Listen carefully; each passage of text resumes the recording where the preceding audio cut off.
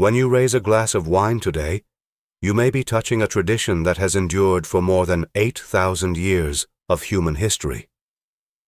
Hello, my friend. I am so glad you are here. Imagine a warm evening long ago. The sky is filled with stars. Near a small village, a clay jar sits quietly beside a fire.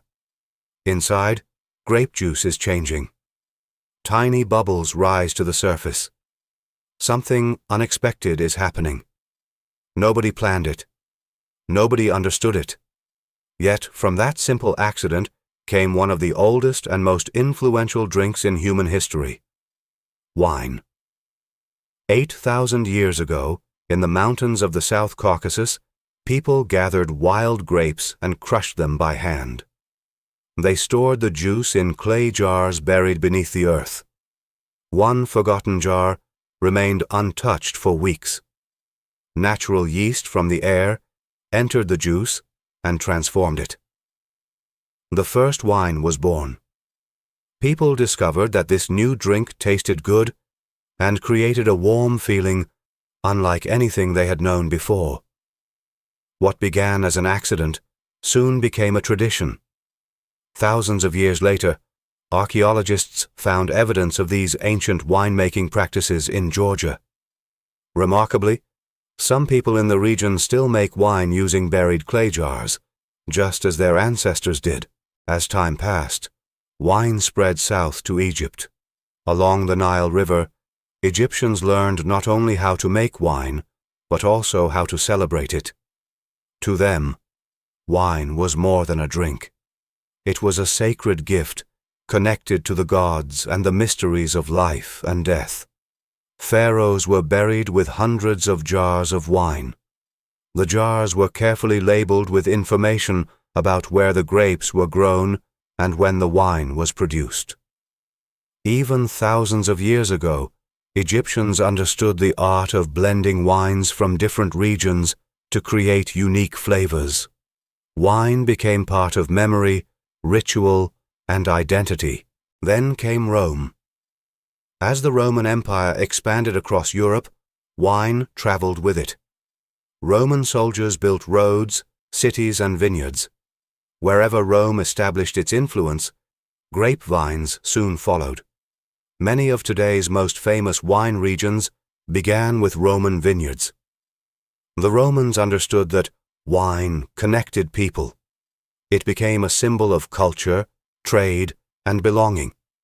One emperor, Domitian, even tried to protect Italian wine by forbidding new vineyards outside Italy. But the desire to make wine had already spread too far. People continued planting vines throughout France, Spain, and beyond.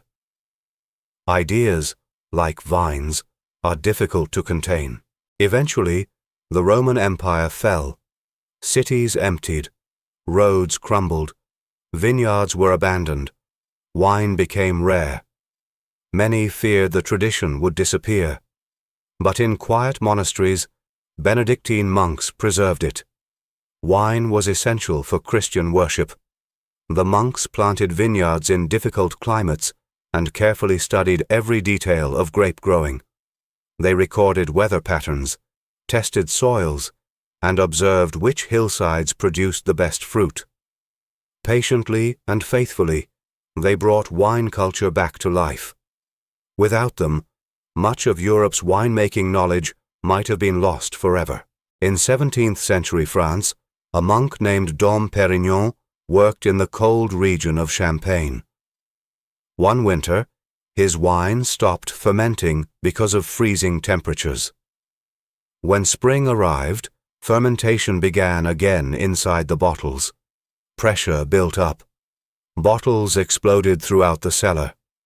At first, the bubbles were considered a disaster, but instead of giving up, Dom Pérignon learned how to control them. The accident became an innovation. The sparkling wine we now know as champagne was born from a problem nobody wanted and a solution nobody expected. In the 19th century, a tiny insect called phylloxera arrived in Europe from America. It attacked grapevine roots and spread rapidly. Entire wine regions were devastated. Families who had cultivated grapes for generations lost everything. The solution came from an unlikely source. American grapevine roots had developed resistance to the insect. Winemakers grafted European vines onto American roots. It was an unusual partnership, but it saved the industry. Even today, most European vineyards depend on those American roots. In 1976, Stephen Spurrier organized a blind tasting in Paris. French experts compared France's finest wines with wines from California. Most expected France to win. Instead, California wines took the top positions. The event became known as the Judgment of Paris. It shocked the wine world and proved that great wine could come from anywhere. A new era had begun. Today, wine is produced across the world. Yet its story remains deeply human.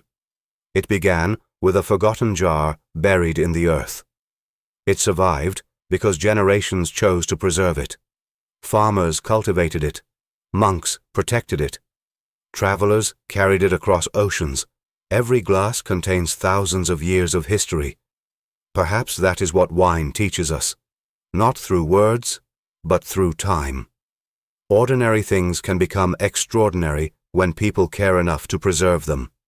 Sometimes the most important discoveries begin with accidents no one could have predicted. Somewhere, in a forgotten corner of history, that first clay jar is still waiting in our imagination.